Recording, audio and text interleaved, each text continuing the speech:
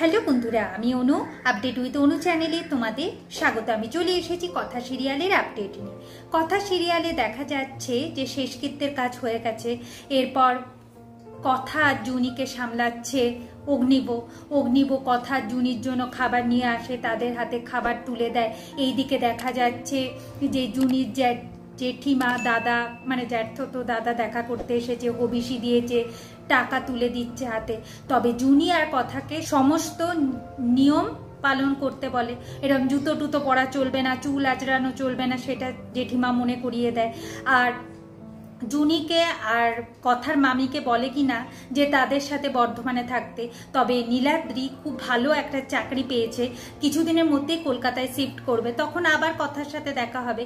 কিন্তু কথার মামি বলে না না, এটা হয় না, আমি আমার স্বামীর ভিটেমাটি ছেড়ে যেতে পারবোই না কোনোভাবে। তবে আমি কিছুদিনের জন্য ঋষিকেশে গুরুদেবের আশ্রমে যাব, সেখানে গিয়ে সে কথার মামার নামে ভালোভাবে পুজো দেবে। আর জুনি দেখা যাক কোথায় থাকে। তবে বিয়ের সময় জুনির জেঠিমা কথা আর অগ্নিবকে আশীর্বাদ করেন। নীলাদ্রি বলে এখানেই না হয় আশীর্বাদটা সেরে নাও মা, কিন্তু জুনির জেঠিমা বলে যে না, এই অসহ্যের সময় এইসব আশীর্বাদ করা যায় না, পরে করব। তবে ভেবেছিলাম যে জামাই বাবা জীবন আমাকে এসে প্রণাম করবে, কিন্তু সেটাও তো করলো না। তখন এবি হাত জোর করে প্রণাম করে আর বলে কিনা যাক বাবা, অন্তত হাত জোরটা করেছে, এটাই অনেক। এরপর দেখা যাচ্ছে ওরা চলে যাওয়ার পর কথার মামি এভির কাছে এসে রিকোয়েস্ট করে যে এবি ভালো মানুষ জানতো, তবে এবি যে ওদের জন্য এত কিছু করবে সেটা কোনোদিন কথার মামি বুঝতে পারেনি। তবে কথার মামি বলে আমি তো ঋষিকেশ যাব, তুমি আমায় একটা ট্রেনের টিকিট কেটে দেবে। এভি কেটে দেয় আর সেখানে থাকবার ব্যবস্থাও এভি করে দেয়। আর কথার মামি বলে কথার সাথে সাথে এভি যেন জুনির দায়িত্বটাও নেয়। এভি তাতেই রাজি হয়। আর কথা বাইরে থেকে শুনে ভাবে যে এভির কাছে আমার ঋণের বোঝা বেড়েই যাচ্ছে, এত ঋণ সে শোধ করবে কি করে। এরপর কথা আসে এভির সাথে কথা বলতে, বলে কিনা যে জুনির দায়িত্ব না নিতে বাড়িতে কিন্তু শুধু শুধু ঝামেলা বাঁধবে। আর কথার দায়িত্বই বা কেন নিল? দায়িত্বটা ছেলে খেলার জিনিস নয়, বিয়ে খেলার মতো নয়। আর তাছাড়া এভি তার দায়িত্ব নিচ্ছে, কিন্তু কথা তো এভির দায়িত্ব নিতে পারবে না, কারণ সে তো এভিকে ভালো রাখতেই পারে না। কথা থাকলে এভি মোটেও ভালো থাকে না, তাহলে কেন এইটা করছে? এভি এরপর কথাকে থামিয়ে দেয় আর বলে গোবরগিরিটা বন্ধ কর। সেদিনকে রাগের মাথায় কিছু কথা বললাম আর ছেড়ে চলে এলি। বল, তুই এইটা বুঝিস না যে সবার মানসিক অবস্থা প্রত্যেক দিন সমান থাকে না, রেগেও যেতে পারে, রেগে হয়তো কটা কথা বললাম আর চলে এলি, এটা কি তুই ঠিক করলি? শোন, এবি যে প্রমিসটা করে সেই প্রমিসটা রাখতেও জানে। এরপর ঝড় বৃষ্টি হয়, বাজ পড়ে, আর কথা তো বাজের আওয়াজ ভয় পায়, তাই সে ভয় পেয়ে এভির কাছে আসে, এভি কথাকে জড়িয়ে ধরে। এরপর দেখা যাচ্ছে সেখানে জুনি আসে, জুনিকে এভি বোঝায়, কিন্তু জুনি কোনোভাবেই গুহবাড়িতে যেতে চায় না, কারণ কিনা আবার ঝামেলা হবে, আবার কটা কথা শুনবে, আবার জুনিকে ফিরে আসতে হবে, এটা তো ঠিক না।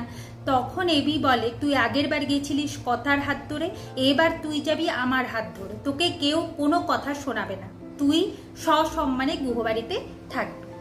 এরপর দেখা যাচ্ছে যে দেখতে দেখতে কথার মামার শ্রাদ্ধের দিন চলে আসে। বাড়ির সবাই শ্রাদ্ধের কাজে আসবে, মানে এভির বাড়ির সবাই রেডি হয়ে গেছে, কিন্তু প্রি আসবে কি করে? প্রিকে অফিসে যেতে হবে। প্রি যে অফিসে যায় সেটা বাড়ির কেউ জানতো না, হঠাৎ করে প্রি বলে ফেলেছিল, কিন্তু পরে সে ম্যানেজ করে নেয় কলেজের নামে। আর সেই অফিসেই প্রিয়ের সৌরভের সাথে প্রেম চলছে, তাই সে সৌরভকে এসে জানায় যে তার নর্থ বেঙ্গলে চা বাগানের মালিকের ছেলের সাথে বিয়ে ঠিক হয়েছে, কিন্তু সে এই বিয়েটা করবে না, কোনোভাবে লুকিয়ে আমি চলে এসেছি তোমার সাথে দেখা করতে, আমি তোমার সাথেই থাকতে চাই। তবে সৌরভ তার সাথে প্রেম করছে শুধুমাত্র তার কাছ থেকে টাকা আদায় করবে, কারণ তার তো কিছুই নেই, প্রিয়ের টাকায় সে ফুর্তি করে। এদিকে আক্কি এভির কাছে জানতে চায় যে শ্রাদ্ধের কাজ কোথায় হচ্ছে, সেখানেই তাহলে তারা ডাইরেক্ট যাবে। তো এভি জানায় যে বাড়িতে শ্রাদ্ধের কাজ হচ্ছে না, শ্রাদ্ধের কাজ হচ্ছে মন্দিরে, আমি পাঠিয়ে দিচ্ছি লোকেশন, তোরা সেখানে চলে আয়। এরপর শ্রাদ্ধের কাজের আগে কথা তার মামার কথা ভাবতে থাকে, মামার ফটো জড়িয়ে কাঁদতে থাকে। আগামী পর্বে দেখা যাচ্ছে যে শ্রাদ্ধের কাজ সেরে কথা জুনি এভিদের সাথে গুহবাড়িতে ফিরে যায়। গুহবাড়িতে ফিরে গিয়ে জানতে পারে যে সবাই মিলে এরপর নর্থ বেঙ্গলে যাবে প্রিয়ের বিয়ের বন্দোবস্ত করতে, পাকা কথা বলতে। কথা জুনি যেতে চাইছিল না, কিন্তু যখন বাড়ির সবাই বলে যে কথা জুনি ওখানে গেলে তাদের মনটা ভালো লাগবে, এভিও বলে, তখন কথা জুনি কথা ফেলতে পারে না। তার মানে কথা জুনিও বাড়ির সবার সাথে চললো নর্থ বেঙ্গল।